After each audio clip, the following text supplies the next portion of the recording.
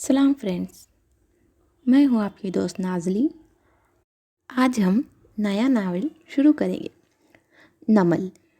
नमल निम्र अहमद के बेहतरीन नावल्स में से एक है। नमल शुरू करने से पहले चंद बातें हो जाए। ये मैंने कुछ 6 साल पहले पढ़ा था। नावल थ्रिलर है, बहुत अच्छा है, आपको पसंद आएगा। ये मेरे पसंदीदा नावल्स में से एक है। आप जानते होंगे नमल एक कुरान की सूरह का नाम है और नमल के मायने होते चींटियाँ, एंड्स। आइए आते हैं अपने नावल की तरफ। किताब अव्वल। ना मुद्दई ना शहादत, हिसाब पाक हुआ। बाब एक।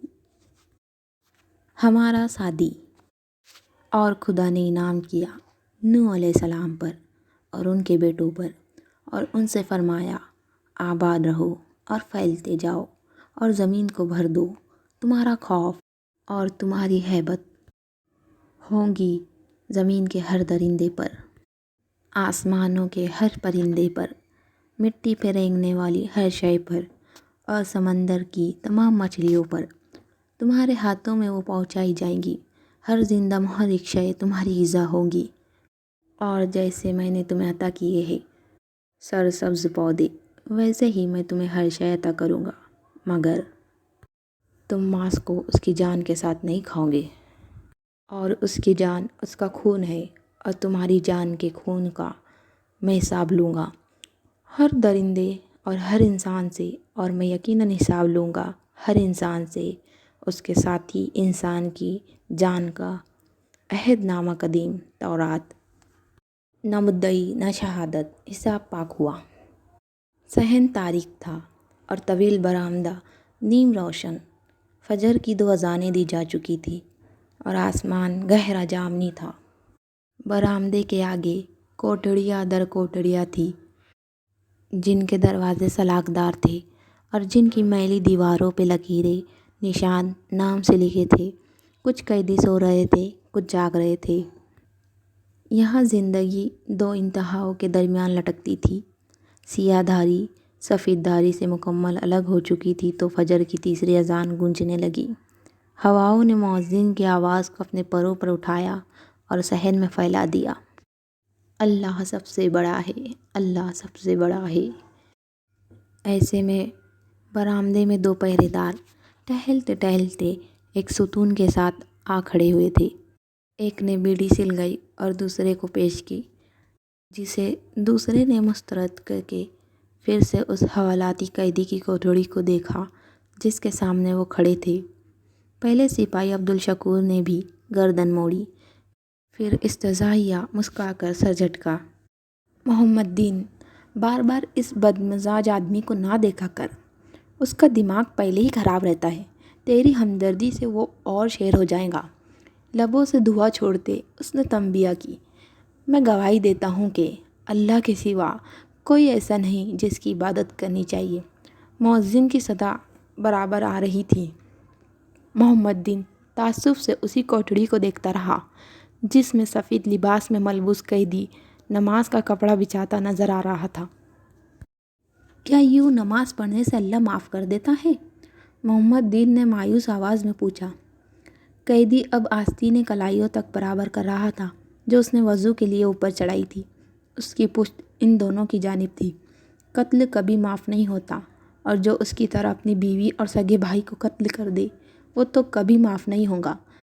बीड़ी का बड़ा सा सांस अंदर खींचते अब्दुल शकूर ने फतवा दिया। मगर इसकी बीवी और उसके भाई के ताल्लुकात थे। उसने गैरत में कत्ल किया था, यही सुनने में आया है। तभी तो 4 साल से जेल में है। मोहम्मद दीन सुतून से टेक लगाए तरहम से इसे देख रहा था। नमाज की तरफ आओ, नमाज की तरफ आओ। कैदी अब कपड़े के सिरे पे खड़ा तकबीरात पढ़ता रफ़े देन कर रहा था। बरामदे की मध्यम रोशनी में उसका नीम रुख वाज़ेह था। सफ़ेद शलवार, सफ़ेद कुर्ता, बिल्कुल कफन जैसा। अब गर्दन झुकी थी, हाथ सीने पे थे। कदरे लंबे बाल 2 इंच की पोनी में बंधे थे। उसका उमूमी तासुर صاف ستھرے اونچے مضبوط جسم اور خوبصورت نقوش والے مرد کا پڑتا تھا۔ فلاں کی طرف آؤ، فلاں کی طرف آؤ۔ اذان ہواؤں میں ترنم گھولتی سنائی دے رہی تھی۔ تو بیوی کو طلاق دے دیتا، بھائی سے تعلق توڑ لیتا، قتل کرنا ضروری تھا؟ اور لوگ نماز توبہ وبا کے لیے نہیں پڑھتے، ان کو رہائی چاہیے ہوتی ہے۔ تلخی سے کہہ کر اس نے ایک اور کش کھینچا۔ مگر ایک بات ماننے کی ہے، اس کے غصے کے علاوہ یہ بندہ برا نہیں تھا۔ تجھے پتہ ہے، اس کا انٹیلیجنس میں اونچا عہدہ تھا، اچھا خوبصورت جوان تھا، مگر بیوی ایسی نکلی کہ زندگی برباد ہو گئی فارس غازی کی۔ اندر فارس غازی اب رکوع میں جھک رہا تھا۔ نماز نیند سے بہتر ہے، نماز نیند سے بہتر ہے۔ فضا میں تیرتی آواز ملائمت سے ستونوں سے ٹکرا رہی تھی۔ ہاں تو اپنا کیا سامنے آتا ہے، اب یہ بچے گا تھوڑی۔ لاپرواہی استضاء سے سر جھٹک کر عبدالشکور جانے کو پلٹا۔ تبھی محمد دین کسی شعر کے زیر اثر بولا، مگر وہ کہہ رہا تھا یہ ریا ہو جائے گا۔ عبدالشکور نے حیرت سے رک کر اپنے ساتھی کو دیکھا۔ یہ فارس غازی ریا ہو جائے گا، یہ کس نے کہا؟ وہی وہ لمبا خوبصورت گھنگرالے بالوں والا لڑکا جو اس سے ملنے ہر ہفتے آتا ہے۔ محمد دین کی نگاہیں ہنوز اس پہ مرکوز تھی۔ فارس غازی اب سجدے میں سر رکھے ہوئے تھا۔ وہ اس کا بھانجا، کیا نام ہے اس کا، اور اس کے لگنے سے کیا ہوتا ہے؟ اس کی بات ہمیشہ سچ ہو جاتی ہے۔ پہلے اس نے کہا تھا ہفتے وار پیشی ہوا کریں گی، ایسا ہی ہوا۔ پھر اس روز وہ کہہ کر گیا کہ اس ہفتے یہ ریا ہو جائے گا۔ نہ تو اس کا بھانجا یہ سب تجھے کیوں بتاتا رہا ہے؟ عبدالشکور بیڑی لبوں سے ہٹائے مشکوک نظروں سے محمد دین کو دیکھ رہا تھا۔ ابے مجھے کہا، اسی کو بتا رہا تھا، میں نے یوں ہی سن لیا۔ اللہ سب سے بڑا ہے، اللہ سب سے بڑا ہے۔ اذان اب دھیمی پڑ رہی تھی۔ چھوڑو یار، یہ نہیں ریا ہونے والا، اس نے تلخی سے کہہ کر بیڑی پھینکی اور پھر سلگتے بجھتے انگارے کو دیکھنے لگا۔ اللہ کے سوا کوئی ایسا نہیں جس کی عبادت کرنی چاہیے۔ آواز دم توڑ گئی، فضا میں سکوت چھا گیا۔ پھر بلبل نے صدا لگائی، درختوں نے پتے جھکائے اور ساری مخلوق اپنی عبادت میں مشغول ہو گئی۔ قیدی سلام پھیر کر اٹھا، جائے نماز کا کونا موڑا، کف کلائی پہ موڑے اور چلتا ہوا سلاخوں تک آیا۔ اس کا چہرہ ٹیوب لائٹ کی روشنی میں واضح ہوا۔ اس کی آنکھیں سنہری تھیں۔ انہیں سکیڑ کر تیکھی نظروں سے ان دونوں کو دیکھتے اس نے انگلی سے اپنی طرف آنے کا اشارہ کیا۔ محمد دین میکانیکی انداز میں قریب آیا۔ عبدالشکور اتنا متاثر نہ تھا، مگر اس نے بھی پیروی کی۔ اپنے کان صاف کر کے دھیان سے سنو، وہ تیز نگاہوں سے دونوں کو باری باری دیکھتے ہوئے بولا۔ پہلی بات، وہ میرا سگا نہیں سوتیلا بھائی تھا۔ دوسری بات، میرے بھانجے کا نام سعدی یوسف ہے۔ اور آخری بات، اگر آئندہ تم مجھے میری ملاقات کے اوقات میں اپنے قریب پٹکتے نظر آئے تو اگلے دن یہاں پہرا وہیل چیئر پہ دوں گے، سمجھ آیا؟ تجھے تو میں ابھی عبدالشکور غصے سے آگے بڑھا، مگر محمد دین نے اس کے سینے پر ہاتھ رکھ کر پیچھے دھکیلتے چھوڑو جانے دو کہہ کر اسے روکا اور واپس لے گیا۔ کیا ہاں؟ ابھی کیا؟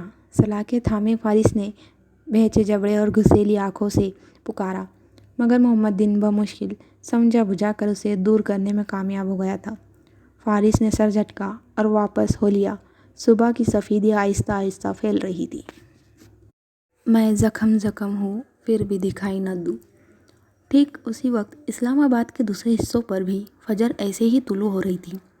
اس اپر مڈل کلاس کالونی میں ایک گھر کی کھڑکیاں نیلے اندھیرے میں روشن تھی۔ چھوٹے سے لان کے سامنے لاؤنج کی کھڑکی نظر آتی، مگر گھر کی بگلی گلی سے اندر جاؤ تو پہلے کچن کا بند دروازہ آتا اور پھر ایک بیڈ روم کی کھڑکی، جس سے چہرہ لگا کر دیکھو تو اندر لیمپ جل رہا تھا اور کارپیٹ پہ ایک لڑکی نماز پڑھ کر سلام پھیر رہی تھی۔ بیڈ کی سائڈ ٹیبل کے جلتے لیمپ کے ساتھ موبائل، پانی اور چند دوائیاں رکھی تھی۔ ایسی دوائیاں جو گردے کا وہ مریض استعمال کرتا ہے جس کو ڈونر گردہ کسی دوسرے کا لگا ہو۔ وہ نماز ختم کر کے بنا دعا مانگے اٹھی، جہاں نماز اسی میز کے کھانے میں رکھ دی، دوپٹہ اتار کر بال آزاد کیے، پھر پلٹ کر اسٹڈی ٹیبل تک آئی تو اس کا چہرہ سامنے آیا۔ وہ صاف مگر قدرے زرد رنگت کی دراز قد دبلی پتلی سی تھی، نقوش متناسب، آنکھیں بادامی رنگ کی، گہری بھوری پلکیں مڑی ہوئی اور ناک میں ہیرے کی ننھی سی لونگ بالکل مونگ کے دانے جتنی۔ وہ بہت خوبصورت نہیں تھی مگر اس کے بال خوبصورت تھے، گہرے بھورے، سر سے کان تک سیدھے اور پھر موٹے موٹے کرز کی صورت گھنگھرالے ہو جاتے۔ وہ اسٹیپس میں تھے، سامنے سے تھوڑی تک، پھر کندھوں تک اور پیچھے کمر تک آتے۔ اس نے الماری کھول کر ایک فائل نکالی اور بے دھیانی میں ایک ڈبے کو لڑکا دیا، جس سے اخبار کے چند تراشے پھسل کر باہر گرے، مگر چونکہ اس نے دیکھا نہیں تھا سو اسٹڈی ٹیبل پہ آ بیٹھی اور فائل کھول لی۔ اخبار کے تراشے اس کے قدموں میں گرے رہے۔ کمرے میں نیم اندھیرا تھا، وہ ٹھیک سے پڑھے نہ جاتے تھے، مگر پھر کھڑکی کے باہر صبح پھیلتی گئی اور روشنی اندر بھرتی گئی اور ان کی تحریر واضح ہو گئی۔ ان تراشوں کی سرخیاں کہہ رہی تھی: اسسٹنٹ ڈائریکٹر نیب وارث غازی پراسرار طور پہ کمرے میں مردہ پائے گئے۔ پولیس نے موت کو خودکشی، عزیز و اقارب نے قتل قرار دے دیا۔ کمرے سے لیپ ٹاپ اور اہم ڈاکیومنٹس بھی غائب۔ اسلام آباد کے پوش علاقے میں نامعلوم افراد کی فائرنگ سے ایک خاتون جاں بحق، ایک زخمی۔ جاں بحق خاتون کچھ روز قبل مبینہ طور پر خودکشی کرنے والے نیب ڈائریکٹر کے بھائی کی اہلیہ تھی۔ زخمی خاتون کے دونوں گردے فائرنگ کے نتیجے میں ضائع ہو چکے ہیں، نیز ان کا تعلق نیب ڈائریکٹر کے قتل کا معمہ حل۔ پولیس نے سوتیلے بھائی فارس غازی کو گرفتار کر لیا۔ پولیس کے مطابق اپنی بیوی اور رشتہ دار خاتون پہ فائرنگ کے پیچھے بھی اسی کا ہاتھ۔ دو ہاتھوں نے تیزی سے وہ کاغذ سمیٹے اور ان کو ڈبے میں ڈالتے ہوئے الماری بند کی، پھر سیدھی ہو کر کھڑی ہوئی۔ وہ تیار ہو چکی تھی اور اب گیلے گھنگرالے بال برش کر رہی تھی۔ فجر بھی تھے، کافی دیر ہو چکی تھی اور باہر ہر طرف سنہری روشنی تھی۔ اس کی کھڑکی کے باہر پتلی گلی میں واپس چلتے جاؤ تو اب کچن کا دروازہ کھلا تھا اور جالی سے باتیں کرنے کی آوازیں اور ناشتے کی خوشبو آ رہی تھی۔ ملازم لڑکا کھڑا چائے دم پہ رکھ رہا تھا، ساتھ ایک ہٹی کٹی اس کے طبقے کی عورت کھڑی تھی۔ وہ صداقت، ماں کا سارا پیغام سمجھ میں آ گیا نا؟ اب میں تسلی سے گرائے چلی جاؤں؟ وہ جیسے کوئی لمبی چوڑی بات سمیٹ رہی تھی۔ لڑکے نے ہاں نا چاچی کہتے تشبیہ کروائی۔ چاچی نے جیسے فراغت سے ادھر ادھر دیکھا۔ یہ تو اپنی باجی کا ناشتہ بنا رہا ہے؟ اس نے مالکن کی بابت استفسار کیا۔ ہاں، اور صاحب کا بھی، باجی کے ابو، دو لوگ ہی تو ہے گھر میں۔ نہ تو تیری باجی کی شادی وادی نہیں ہوئی؟ صاحب نے بہت پہلے انڈا توڑتے ہوئے بہت کو بہت کھینچا۔ باجی کی منگنی کی تھی، شادی بھی ہونے والی تھی، مگر پھر بازار میں فائرنگ ہوئی اور باجی کو بھی گولی لگ گئی، بس دونوں گردے ضائع ہو گئے۔ کسی انگریز عورت نے گردہ تو دے دیا اور لگ بھی گیا، پر منگنی ٹوٹ گئی۔ پھر باجی نے شادی نہیں کی۔ بیچاری 27-28 کی تو ہوگی۔ ارے 33-34 سے کم کی نہیں ہے باجی، لگتی چھوٹی ہے، صداقت نے فخر سے کہتے ہوئے انڈا تیل پہ ڈالا۔ شر کی آواز آئی اور تیل میں بلبلے بننے لگے۔ تجھے کیسے پتہ اس کی عمر؟ چاچی نے مشکوک نظروں سے لڑکے کو دیکھا۔ عمر کا نہیں، سالگرہ کا پتہ چل جاتا ہے، وہ ہر سالگرہ پہ سعدی بھائی کارڈ اور پھول جو لے آتا ہے۔ سعدی بھائی کون؟ لے، تجھے سعدی بھائی کا نہیں پتہ؟ صداقت نے انڈا پلٹتے ملامتی نظروں سے چاچی کو دیکھا۔ باجی کا بھتیجا ہے، بڑے صاحب کا پوتا۔ دیکھ، ایسے ہوتے ہیں بھتیجے، اور تو گرائے آتا ہے تو مجال نہیں کہ چاچے چاچی کو شکل بھی دکھا دے۔ ساتھ ہی لڑکے کی پشت پہ دھموکا جڑا، وہ بلبلا کر رہ گیا۔ اسی لیے تو باجی اپنے بھتیجے سے بڑا پیار کرتی ہوں گی۔ کہا، برا منہ بنائے صداقت نے اسی انداز میں کہا۔ وہ تو سعدی بھائی سے بات بھی نہیں کرتی، ملتی بھی نہیں ہے، وہ تب ہی گھر آتا ہے جب وہ نہیں ہوتی، وہ اس سے ناراض ہے۔ آئے ہے، کیوں؟ پرانی ناراضی ہے، باجی کو جو گولی لگی تھی وہ سعدی بھائی کے ماموں نے ماری تھی، بس تب سے ان کے تعلقات اچھے نہیں ہیں۔ وہ سر جھکائے کام کرتے ہوئے تبصرہ کیا جا رہا تھا۔ چاچی نے پرسوچ ہنکارا بھرا، تو اسی لیے باجی کے بھائی کا خاندان ان کے ساتھ نہیں رہتا؟ او نہیں چاچی، وہ تو ہمیشہ سے الگ رہتے تھے۔ پھر خاندان میں اور ہے بھی کون؟ باجی کے ایک ہی بھائی تھے، شادی کے ابو عرصہ ہوا فوت ہو چکے۔ ان کی وفات سے بھی سالوں پہلے سے انہوں نے گھر الگ کر لیا تھا۔ ان کی بیوی کی اپنی ساس مطلب باجی کی مرحومہ امی سے نہیں بنتی تھی، پھر بھی باجی بڑا خیال کیا کرتی تھی اپنے بھتیجوں کا۔ شادی بھائی لوگ 3 بہن بھائی ہے۔ یہ تو بس اب کچھ سالوں سے ان کی بول چال۔ صداقت، اگر آپ ہمارے شجرہ نسب پہ روشنی ڈال چکے ہو تو ناشتہ ٹیبل پر لگا دوں گی؟ صداقت، اگر آپ ہمارے شجرہ نسب پہ روشنی ڈال چکے ہو تو ناشتہ ٹیبل پہ لگا دوں گی۔ صداقت کے ہاتھ سے چمٹا گرتے گرتے بجا۔ چچی بھتیجا گھبرا کر پلٹے۔ وہ کوٹ بازو پہ ڈالے، دوسرے ہاتھ میں پرس لیے چوکھٹ پر کھڑی تھی، اور یہ فقرہ اس نے بنا کسی غصے یا طنز کے بہت سادگی اور نرمی سے ادا کیا تھا۔ لایا باجی بس۔ وہ جیسے کرنٹ کھا کر ایک دم تیز تیز کام کرنے لگا۔ چاچی نے بھی خفیف سا سلام کیا۔ وہ اسی نرمی مگر سنجیدگی سے جواب دے کر راہداری میں آگے چلتی گئی اور ہیل کی فرش سے ٹکراتی آواز گونجتی گئی۔ راہداری کے سامنے بڑا سا لیونگ روم تھا۔ اس کا آدھا حصہ صوفوں سے آراستہ ٹی وی لاؤنج تھا، باقی نصف میں ڈائننگ ٹیبل بچھی تھی۔ سربراہی کرسی کی جگہ پہ ایک مومر صاحب ویل چیئر پہ بیٹھے اینک ناک پہ جمائے اخبار دیکھ رہے تھے۔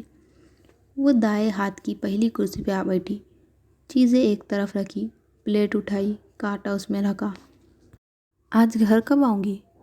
جلدی آنے کی کوشش کروں گی، وہ بہت ٹھہرے ہوئے نرم انداز میں بولتی تھی، اور اس کے فقرے ایک روانی میں لبوں سے ادا ہوتے تھے، اور وہ ہمیشہ بات ختم کر کے سانس لیا کرتی تھی۔ اس کے باوجود ہر لفظ واضح اور کلیئر ہوتا تھا۔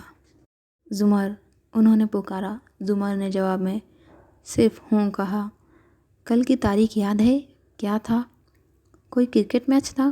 زمر نے اسی اطمینان سے پوچھتے ہوئے نیپکن گود میں بچھایا۔ شادی کی سالگرہ تھی، وہ 25 سال کا ہو گیا ہے۔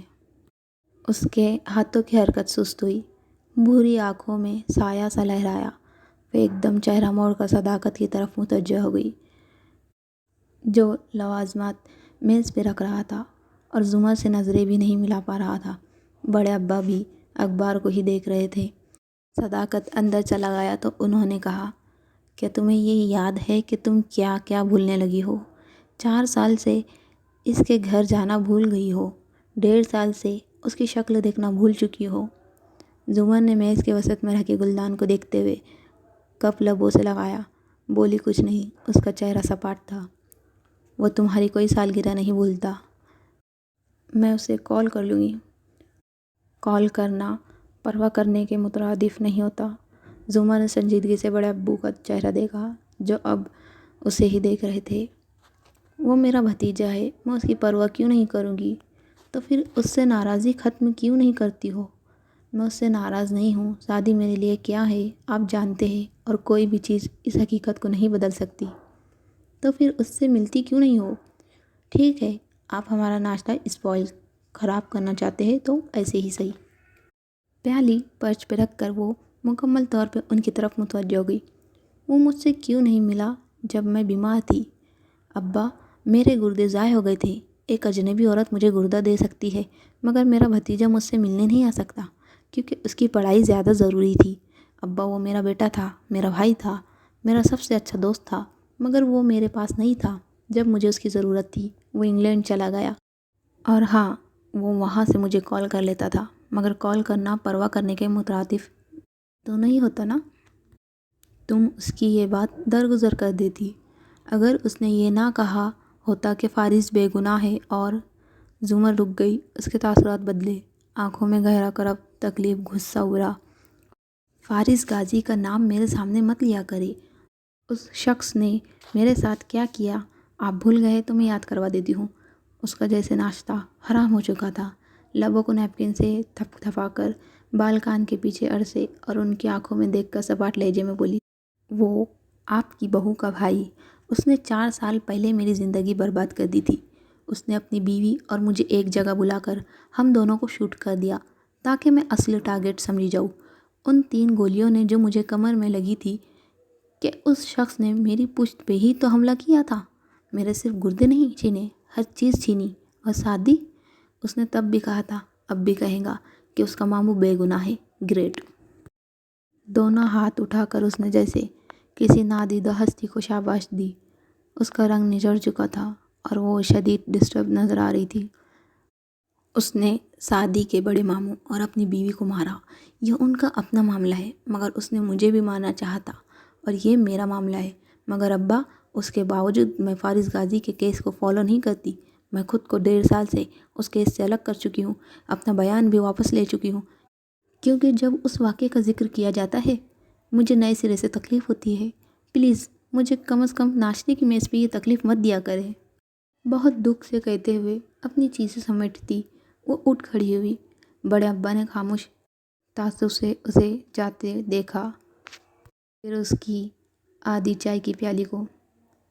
ہر شادی سے شروع ہو کر فارس پہ ختم ہونے والی گفتگو کے نتیجے میں چائے، ناشتے اور کھانے یوں ہی ادھورے رہ جاتے تھے۔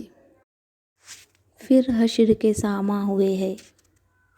فجر کو قضا ہوئے کئی ساعتیں بیت چکی تھی اور سورج ابھی تک ٹھنڈا تھا۔ شہر کے مضافات میں ایک پوش علاقے میں زندگی اتنی صبح بھی یوں بیدار اور چاق و چوبند تھی جیسے کبھی سوئی نہ ہو۔ وہ ایک بلند اور عالیشان محل نما گھر تھا۔ باہر سیکورٹی چیک پوائنٹس، مسلح آرٹس کرنٹ سے لبریز تاریں تھی۔ اندر عمارت سبزہ زار کے درمیان میں کھڑی تھی اور آگے پیچھے اونچی نیچی پہاڑیوں کی مانند لان کہیں نشیب میں جاتا، کہیں اوپر اٹھ جاتا۔ لان میں باوردی ملازم چوکسی سے کام نپٹا رہے تھے، کسی بڑے ایونٹ سے پہلے ہونے والی پلاننگ۔ ایک سنہرے باب کٹ والی لڑکی جو دودھیا رنگت اور دلکش نقوش کی مالک تھی، ہاتھ سے مختلف جگہوں پہ اشارہ کرتی ایونٹ آرگنائزر کو ہدایت دے رہی تھی، جسے آرگنائزر مستعدی سر ہلاتا ڈائری پہ نوٹ کرتا جا رہا تھا۔ دور سے ایک فلپینو ملازمہ جو خوش شکل اور با اعتماد تھی اور سفید بلاؤز، اسکرٹ اور ٹائٹس میں ملبوس تھی، چلتی ہوئی آئی اور اس لڑکی کے سامنے مسکرا کر سر کو خم دے کر پوچھا، کیا آپ کو کسی چیز کی ضرورت ہے مس شہرین؟ شہرین آرگنائزر کو بتا رہی تھی کہ اسے پھول کیسے اور کدھر چاہیے۔ اس نے رک کر بیزار نظر اس پہ ڈالی۔ صرف اتنا فیونا کہ تم ہر 2 منٹ بعد آ کر مجھ سے یہ سوال مت پوچھو۔ اور ناک سکوڑ کر مڑ گئی۔ فیونا کی مسکراہٹ پھر بھی برقرار رہی۔ سر کو خم دے کر وہ وہاں سے چلی آئی۔ یقیناً وہ عملے کی سپروائزر تھی۔ تبھی بہت تمکنت سے تھوڑی دور ایجنسی کی طرف سے آئی فاضل میڈس کے ساتھ جا کھڑی ہوئی۔ سب ٹھیک جا رہا ہے؟ اس نے تحکم سے جائزہ لیا۔ پرفیکٹ۔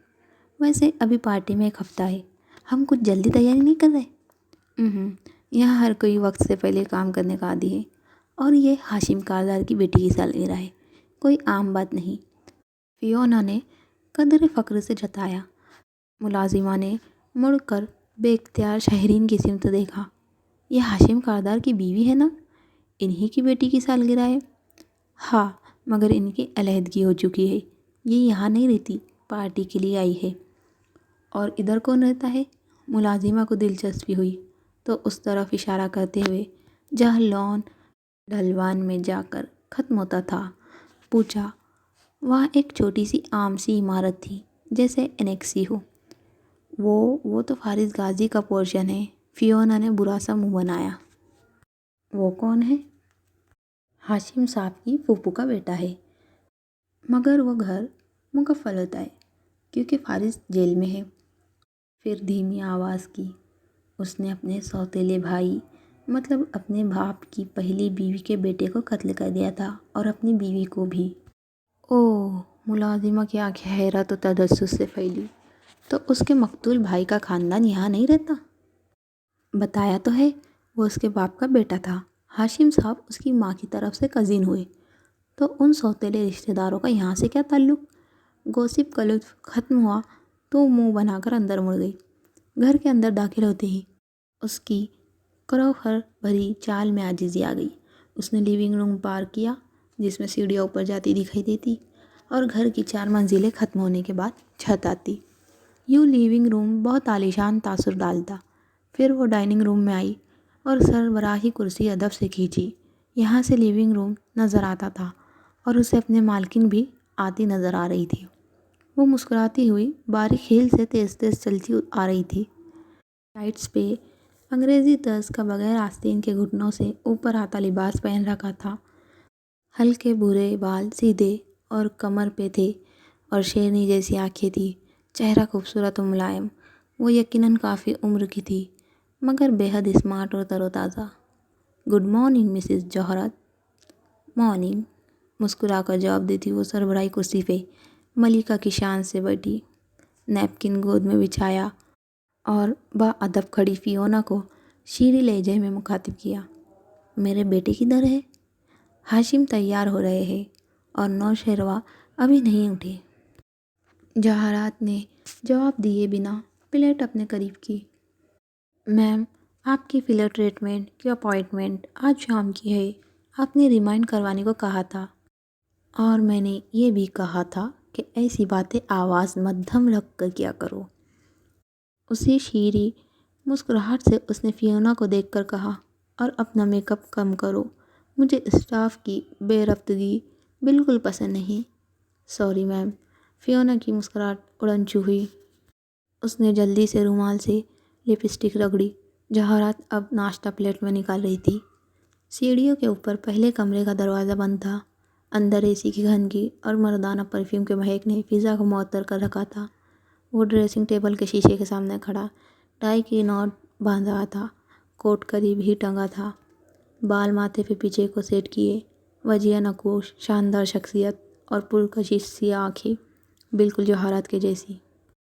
دفتن ٹائی درمیان میں چھوڑ کر اس نے وقت دیکھا اور موبائل اٹھا کر چند بٹن دبائے۔ پھر ایک کال ملائی۔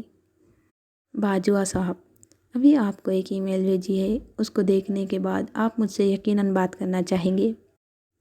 اگلے کی بات سنے بغیر مسکرا کر فون بند کیا اور رکھ دیا۔ ٹائی کی نوٹ باندھ چکا تو فون بجا اور پھر بجتا گیا۔ 6-7 کالز آئی مگر اس نے نہیں اٹھایا۔ ذرا خاموشی ہوئی تو اس نے ایک اور نمبر ملایا۔ خاور، کام ہو گیا ہے؟ اس لڑکی جو بھی نام ہے اس کو غائب ہونے کو کہہ دو۔ اب وہ باجوہ سے نہیں ملے گی اور دوپہر تک میری سیکرٹری اس کی پیمنٹ کلیئر کر دے گی۔ کال کاٹی ہی تھی کہ پھر سے باجوہ صاحب کی کال آنے لگی۔ اس نے مسکرا کر یس کیا اور آئینے میں دیکھتے ہوئے خود پہ پرفیوم چھڑکتے ہوئے بولا، کیسا لگا میرا تحفہ؟ اگر تم نہیں چاہتے کہ میں اس پہ تمہاری بیٹیوں کی رائے لوں تو آج بورڈ کے اجلاس میں تم میری قرارداد کے حق میں ووٹ دو گے، ورنہ میں کتنا بے رحم ہوں تم جانتے ہو۔ دوسرے کا غصہ، احتجاج، درخواست کچھ بھی سنے بغیر اس نے فون رکھ دیا، خود پہ 2-3 اسپرے مزید کیے، کف لنکس لگائے، کوٹ پہنا اور باہر نکلا۔ راہداری میں موجود باوردی ملازم نے فوراً اندر جا کر اس کا بریف کیس اٹھا لیا۔ وہ سیڑھیاں اتر کر نیچے آیا تو جواہرات جوس گھوٹ گھوٹ پیتی اسے ہی دیکھ رہی تھی۔ اس نے قریب آ کر اس کا ماتھا چوما، پھر دائیں ہاتھ کی کرسی کھینچتے ہوئے بیٹھا۔ میرا خیال تھا مسز کاردار اب تک آفس جا چکی ہوں گی۔ ساتھ ہی ہاشم نے ابرو سے فیونا کو جانے کا اشارہ کیا۔ وہ فوراً غائب ہو گئی۔ تمہاری ایکس وائف صبح سویرے آ گئی تو میں کیسے جاتی؟ شیری کیوں آئی ہے؟ ہاشم نے تو اس پہ اسپرٹ لگاتے ہوئے غیر دلچسپی سے پوچھا۔ جواہرات نے نزاکت سے شانے اچکائے۔ سونیا کی سالگرہ ہم نے اسے اس کے گھر نہیں کرنے دی تو وہ ہفتہ پہلے سے تیاری شروع کر کے انتقام لے رہی ہے۔ سونیا کو ساتھ لائی ہے؟ جواہرات نے نفی میں گردن ہلائی۔ اینی ویز باجوہ کا ووٹ میرے پاس ہے، یوں آج عبدالصمد کو ہم ووٹ آؤٹ کر دیں گے۔ جواہرات کھلے دل سے مسکرائی۔ یہ تم نے کیسے کیا؟ ہاشم مسکراتے ہوئے شانے اچکا کر بولا، ہاشم سب سنبھال سکتا ہے سوائے اس گھر کے اسٹاف کے۔ مطلب کوئی کام کا بندہ ہے یہاں؟ کبھی کوئی میری کار مار دیتا ہے، کبھی میرا سوٹ برباد ہو جاتا ہے۔ حد ہو گئی۔ آواز پہ دونوں نے اس طرف دیکھا۔ ٹراؤزر اور شرٹ میں نوشہروا بستر سے اٹھ کر آیا تھا اور بہت بگڑے موڈ میں آیا تھا۔ اور اب کیا ہوا ہے؟ ہاشم نے چھری کانٹے سے ٹکڑا توڑتے ہوئے مسکرا کر اس کو دیکھا۔ میرا سوٹ برباد کر دیا اس جاہل ریاض نے۔ آپ اس کی پے سلپ اس کے حوالے کر دیں ممی، میں نے اسے فارغ کر دیا ہے۔ سیب اٹھا کر اس میں دانت گاڑتے ہوئے وہ خفا خفا سا بولا۔ وہ 24-25 سال کا خوش شکل نوجوان تھا، ہاشم جتنا نہیں مگر اچھا تھا۔ فرینچ کٹ اور بالوں کی الجھی بکھری اسپائکس، آنکھوں میں بیزاری اور لاپرواہی۔ جواہرات نے ناپسندیدگی سے اس کی بات سنی۔ تم کب بڑے ہوں گے؟ جب ہاشم تمہاری عمر کا تھا تو وہ اتنا چھوٹا ہرگز نہیں تھا۔ ہاشم نے ماں کے ہاتھ پہ ہاتھ رکھا اور نرمی سے ٹوکا۔ میں سمجھا دوں گا نا۔ اور پھر نوشہروا کی طرف متوجہ ہوا۔ آج تمہیں آفس میں نظر آنا چاہیے۔ آؤں گا بھائی، مگر اپنے وقت پہ، اس نے اب مسکرا کر بے نیازی سے کہا۔ ہاشم نے بمشکل مسکراہٹ روکی۔ اسے نوشہروا پہ بہت کم غصہ آتا تھا۔ صبح ہو چکی ہے شیرو، اب تم بالکل نہیں سوؤ گے اور تیار ہو کر آفس آؤں گے۔ اوکے، وہ لاپرواہی سے کہہ کر سیب کھانے لگا۔ ہاشم کا فون پھر سے بجنے لگا۔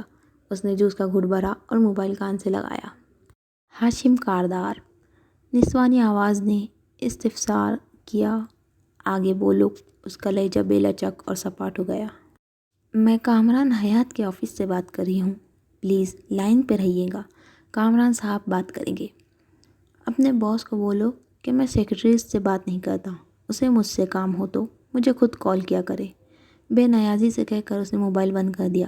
جواہرات اور نوشہروا نے اپنی خفگی بلا کر مسکراتی مگر فقریہ نگاہوں کا تبادلہ کیا۔ ہاشم کا موبائل پھر سے بار بار بجنے لگا تو شیرو کو کہنا پڑا، اٹھا لے بھائی بیچارے کی کال۔ شام کو اٹھاؤں گا، اسے پورا دن خوار ہونے دو، کام ہو تو ہاشم کاردار یاد آ جاتا ہے۔ وہ ناشتہ ختم کر کے اب اٹھ رہا تھا۔ جواہرات نے گردن اٹھا کر اسے دیکھا۔ کورٹ جا رہے ہو؟ پہلے آفس پھر کورٹ۔ جنرل نوید کے بیٹے والا مسئلہ وقت پہ نہ گیا تو زمر سیٹلمنٹ سے انکار ہی نہ کر دے۔ اس مغرور عورت کا کوئی بھروسہ نہیں۔ زمر کو میرا سلام کہہ دینا، جواہرات نے دلچسپی سے کہا۔ شور۔ ہاتھ صاف کر کے اس نے موبائل اٹھایا ہی تھا کہ وہ پھر سے بجا۔ ہاشم نے ہاں خاور بولو کہہ کر عجلت میں کال ریسیو کی تھی، مگر دوسری طرف جو کہا جا رہا تھا اسے سن کر وہ بالکل رک گیا، آنکھیں سکیڑ لی اور آہستہ آہستہ واپس بیٹھ گیا۔ اچھا، خیر، پچھلے 2 مہینے میں وہ کس کس سے ملا ہے؟ اپنے وکیل کے علاوہ مجھے ایک ایک ملاقات کی تفصیل دو۔ تمہارے پاس 10 منٹ ہے، سرد لہجے میں کہہ کر اس نے فون بند کیا تو وہ دونوں اسی کا چہرہ دیکھ رہے تھے۔ اس نے صرف ایک لفظ کہا، فارس۔ جواہرات کے ہاتھ سے سیب کی کاچ پھسلی، آنکھوں میں الجھن ابھری۔ فارس کا کیا ذکر؟ اس کا کیس، آج اس کا فیصلہ متوقع ہے۔ وہ ڈسٹرب لگ رہا تھا۔ جواہرات سانس لینا بھول گئی۔ اور تمہیں اب پتہ چل رہا ہے؟ ہاشم کی آنکھوں میں خفگی ابھری۔ میں اراضی کے مقدمات میں پھنسا تھا، اس طرف دھیان نہیں گیا۔ مجھے عجیب لگ رہا ہے کہ اس کا فیصلہ اچانک سے آنے والا ہے۔ ڈائننگ ہال میں خاموشی چھا گئی۔ جواہرات کی مسکراہٹ اب غائب تھی۔ وہ بالکل یک ٹک ہاشم کو دیکھ رہی تھی۔ ڈونٹ وری، وہ رہا نہیں ہوگا۔ ہاشم کو کہنا پڑا، اسے رہا ہونا بھی نہیں چاہیے، اور تم اس بات کو یقینی بناؤ گے ہاشم۔ وہ بے حد مضطرب لگ رہی تھی۔ میں سنبھال لوں گا ممی۔ ہمارے اس کزن کے رہا ہونے کا مطلب ہے کہ عدالت کے نزدیک وہ قاتل نہیں ہے۔ یقیناً اگلا سوال یہ ہوگا کہ پھر قاتل کون ہے؟ نوشہروا نے سیب کھاتے ہوئے کہا۔ دونوں نے بے اختیار اسے دیکھا۔ اس کا ہلتا منہ رک گیا۔ یوں ہی کہہ رہا تھا، اس نے کھندے اچکائے۔ یہ بات میں دوبارہ تمہارے منہ سے نہ سنوں شیرو۔ جواہرات نے بمشکل غصہ ضبط کیا، پھر ہاشم کو دیکھا جیسے خود بھی وہی سوال پوچھ رہی ہو۔ اس کی شیرنی جیسی آنکھوں میں تپش تھی۔ ہاشم نے ذرا سے کھندے اچکائے۔ فیصلہ اس کے خلاف ہی آئے گا، ڈونٹ وری، وہ باہر نہیں آئے گا، اور آ بھی جائے تو مجھے کوئی فرق نہیں پڑتا۔ تبھی اس کا فون پھر بجا۔ اس نے فوراً کال وصول کی۔ ہاں خاور۔ اچھا۔ سنجیدہ سپاٹ تاثرات کے ساتھ وہ سنتا رہا، پھر فون رکھ دیا۔ سعدی یوسف، اس نے ہولے سے کہا۔ سعدی ہے اصل مسئلہ۔ نوشہروا کا چہرہ یوں ہو گیا جیسے اس نے زہریلا سیب نگل لیا ہو۔ مت چھیڑو ہم اہل جنوں کو۔ زمر نے جب گاڑی سگنل سے تیزی سے گزاری تو بتی زرد تھی اور اس کے نکلتے ہی وہ سرخ ہو گئی۔ اس نے بے اختیار سائیڈ مرر میں دیکھا۔ ٹریفک سرجنٹ اس کو اشارہ کر رہا تھا۔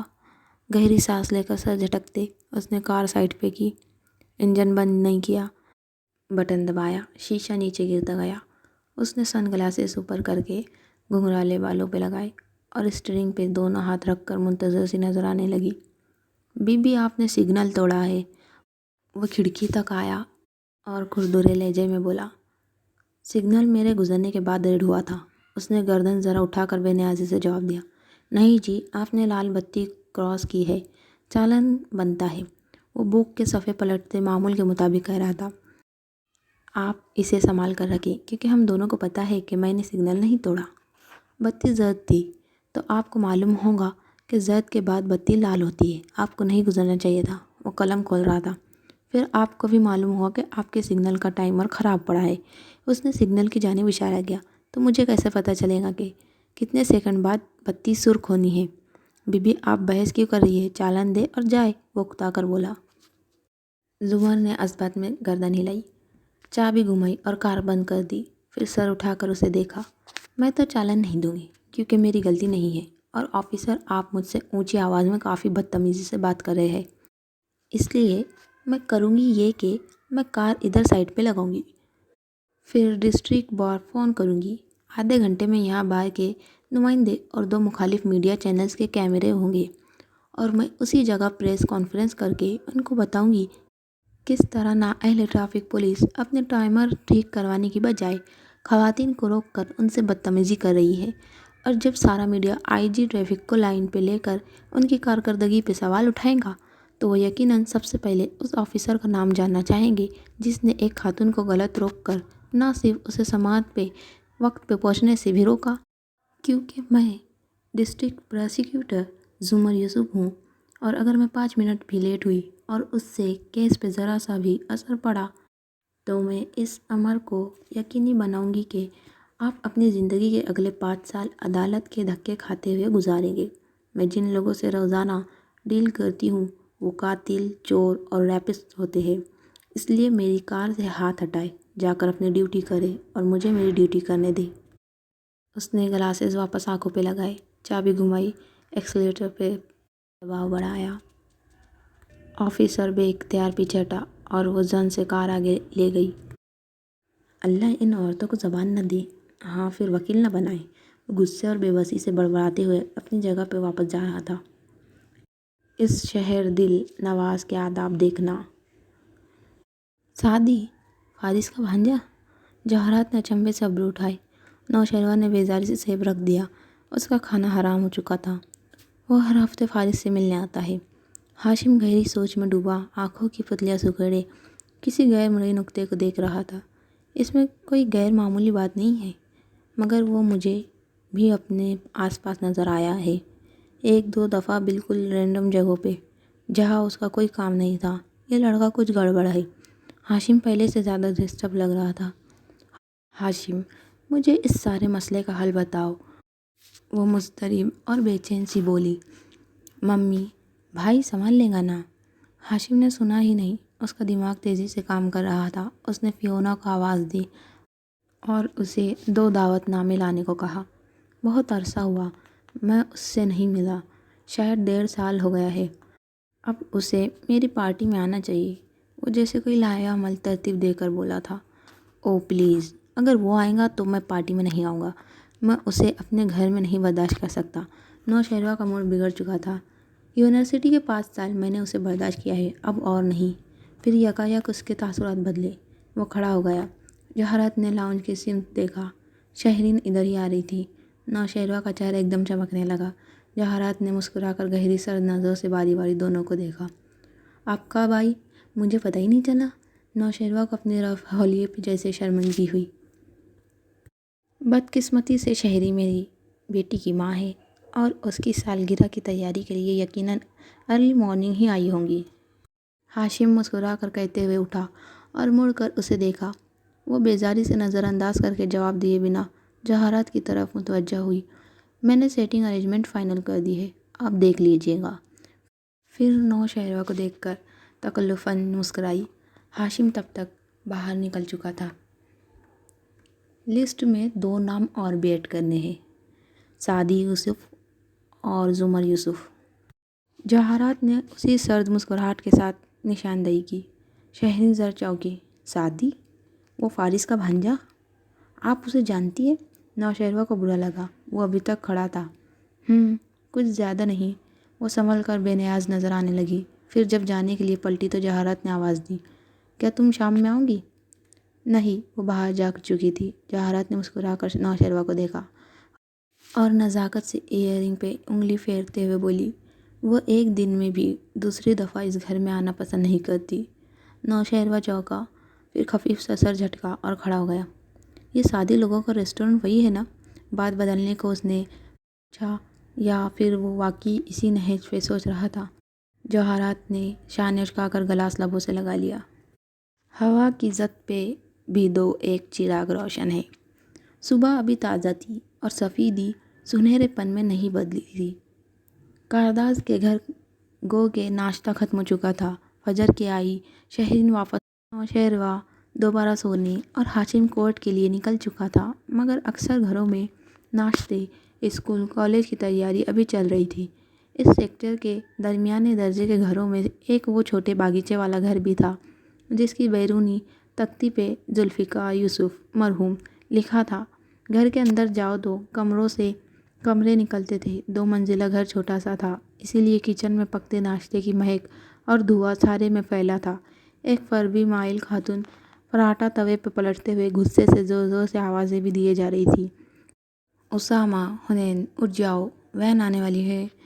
کیا امی، میں کب کا تیار بھی ہو چکا ہوں، ایک 13 برس کے لڑکے نے ناراضی سے کہتے کچن میں جھانکا۔ وہ یونیفارم میں ملبوس تھا اور برش سے گیلے بال سنوار رہا تھا۔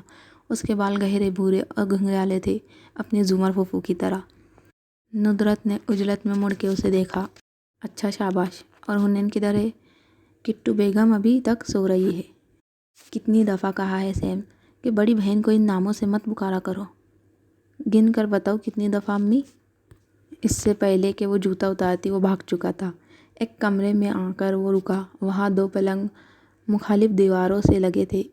ایک کی سائڈ پہ اسامہ کا بیگ رکھا تھا، دوسرے پہ لحاف منہ تک لیے وہ سو رہی تھی۔ حنین، حنین، اس کے نام کو لمبا کھینچ کر پکارا۔ کٹو بیگم اٹھ جاؤ، پھر غصے سے اس کا لحاف میں دبکا بازو ہلایا۔ اندر کوئی جنبش نہیں ہوئی۔ اسامہ کے تاثرات بدلے، آنکھوں میں شرارت چمکی۔ وہ پائنتی کی طرف آیا، وہاں ایک نسوانی پیر لحاف سے باہر تھا۔ اس نے 2 انگلیوں سے پیر کے نیچے گدگدی کی۔ پیر تیزی سے اندر کھینچا گیا، ساتھ ہی لحاف اتار کر وہ دہاڑی، بدتمیز الو، میں تمہیں چھوڑوں گی نہیں۔ جھک کر بیڈ کے آس پاس جوتا تلاش کیا، مگر وہ بھاگ کر چوکھٹ کے باہر چھپ گیا تھا۔ پھر کچھوے کی طرح گردن اندر کر کے بولا، وین آنے والی ہے، آج میں تمہیں چھٹی نہیں کرنے دوں گا کٹو بیگم۔ جوتا اڑتا ہوا اس کے تک آیا، مگر اسامہ اڑن چھو ہو چکا تھا۔ میں چھٹی کر بھی نہیں رہی، پیپر ہے میرا، مگر مجال ہے جو یہ 10 منٹ زیادہ سونے دے۔ وہ منہ بسورتی پیر فرش پہ مارتی اٹھی۔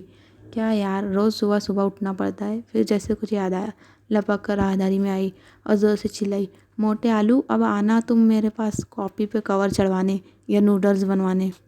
غصہ نکال کر اندر آئی، گھڑی دیکھی، اوہ نو، وہ بھاگ بھاگ کر تیار ہونے لگی۔ الماری کھولی تو کپڑوں کا ڈھیر باہر کو گرا۔ بامشکل اس ڈھیر کو ہاتھ سے روک کر اندر سے ایک سوٹ کھینچا، ڈھیر کو واپس دھکیلا اور باتھ روم میں گھس گئی۔ باہر آئی تو جلدی جلدی جوتے پالش کیے۔ کپڑے کوئی خاص استری نہ تھے۔ ساتھ ساتھ امی کی صلاحیتیں، کتنی دفعہ کہا ہے کہ رات کو کام کر کے رکھا کرو، جس دن میں نہ کروں تم دونوں کو کوئی کام نہیں کرو گے۔ وہ راہداری کے سرے پہ گول میز پہ ناشتہ رکھتے افسر تفریح میں ڈانٹ بھی رہی تھی۔ ایک میرا ساتھی ہے، کبھی مجھے تنگ نہیں کیا، بغیر کہے ہر کام کرتا ہے۔ وہ جو زمین پہ بیٹھی جوتے پالش کر رہی تھی ایک دم رکی۔ امی، بھائی کہاں ہے؟ ریسٹورنٹ پہ ہے، آج کل آفس سے چھٹی لے رکھی ہے، مگر فجر کے بعد آفس کا کام لے کر ریسٹورنٹ چلا جاتا ہے۔ کالونی کی مسجد میں فجر بھی آج اسی نے پڑھائی تھی۔ امام صاحب بیمار ہے نا، اور ایک تم دونوں ہو، جس دن جوتے نہیں کھاؤ گے نماز کے لیے نہیں اٹھو گے۔ اللہ، بھائی بھی نا چھٹی لے کر بھی کام کرنا نہیں چھوڑے گا۔ وہ جوتے پہن کر اٹھی۔ یہ بات کہتے ہوئے انداز میں فخر ادھر آیا تھا۔ تب ہی وین کا ہارن سنائی دینے لگا۔ جاؤ موٹے، جا کر بیٹھو، انکل کو تسلی ہو۔ اسامہ نے فوراً ہدایت پہ عمل کیا اور اچھا کٹو بیگم کہتا باہر بھاگا۔ حنین نے توجہ نہیں دی۔ وہ برش لیے جلدی سے ماں کے قدموں میں آ بیٹھی اور گردن اونچی کی۔ وہ تیز تیز اس کی فرنچ چوٹی بنانے لگی۔ امی دعا کیجیے گا بس آج کا پیپر اچھا ہو جائے، پھر 3 رہ جائیں گے، جان چھوٹیں گی۔ وہ سر اونچا کیے کہہ رہی تھی۔ وہ 20-21 سال کی دبلی پتلی سی لڑکی تھی۔ رنگت گندمی تھی اور نقوش معمولی۔ خوبصورت تو بالکل نہیں تھی مگر اچھی لگتی تھی۔ درمیانی سی، بال سیاہ اور سیدھے تھے، کندھوں سے ذرا نیچے آتے اور ماتھے پہ برابر کٹے تھے۔ امی نے فرنچ چوٹی بناتے ہوئے ماتھے والے چھوڑ دیے تھے اور پچھلوں کو گوند کر ربر بینڈ لگا دیا تھا۔ بیگ اٹھا کر دوپٹہ کندھے پر برابر کر کے باہر نکلتے نکلتے حنین نے ایک دم مڑ کر ندرت کو پکارا۔ امی، بھائی نے وعدہ کیا تھا کہ آج فارس ماموں رہا ہو کر گھر آ جائیں گے۔ امی، کہ وہ واقعی آ جائیں گے؟ اس کی آواز میں امید بھی تھی اور آس ٹوٹنے کا خوف بھی۔ تمہارے بھائی نے کب اپنا وعدہ پورا نہیں کیا؟ ندرت نم آنکھوں سے مسکرائی تو وہ بھی مسکرا دی۔ وین کا ہارن پھر بجا تو وہ بوکھلا کر باہر بھاگی۔ اسامہ اگلی سیٹ پہ انکل کے ساتھ بیٹھا تھا اور پچھلی نشستوں پہ لڑکیاں بیٹھی تھی۔ حنین کے بیٹھتے ہی وین چل پڑی۔ اس کی کلاس فیلو رافعہ نے ذرا منہ بنا کر کہا، حنین جلدی آیا کرو۔ اسامہ نے گردن موڑ کر اسے دیکھا۔ رافعہ باجی، جب آپ لوگ 31 اسٹریٹ میں رہتے تھے اور آپ کا ہم سے بعد میں انکل پک کرتے تھے تو ہم بھی آپ کا اسی طرح انتظار کرتے تھے۔ رافعہ ہونٹ سکیڑ کر خاموش رہی۔ حنین نے فاتحانہ نظروں سے اسے دیکھا اور اپنا بیگ آگے اسامہ کی طرف بڑھایا جسے اس نے اپنے قدموں میں رکھ لیا۔ رافعہ اور سجل نے بھی اپنے بیگ اسی نیت سے اٹھائے کہ ذرا زیادہ آرام سے بیٹھ سکے۔ اس سے قبل کہ وہ اپنے بیگ آگے پاس کرتی، حنین نے بازو بڑھا کر اسامہ کی گردن کی نبض محسوس کی، پھر لڑکیوں کو دیکھتے ہوئے ایکسائٹڈ سی بولی، ابھی سانس لے رہا ہے، ایسا کرو تم سب اپنے بیگز دے دو تاکہ بچے کا سانس صحیح سے تو بند ہو۔ بیگز آگے بڑھاتے ہاتھ فوراً رکے اور منہ بنا کر واپس ہو گئے۔ حنین کے چہرے کے تاثرات بدلے اور وہ تنبیہ نظروں سے ان سب کو دیکھ کر پیچھے ہو کر بیٹھ گئی۔ اسامہ نے گردن ذرا موڑ کر مسکراہٹ چھپاتے اسے دیکھا اور ایک آنکھ دبائی۔ حنین نے بھی بے ساختہ امڑ کر آتی مسکراہٹ روک لی۔ گھر کی مرغی اور باہر کی دال میں واضح فرق تھا۔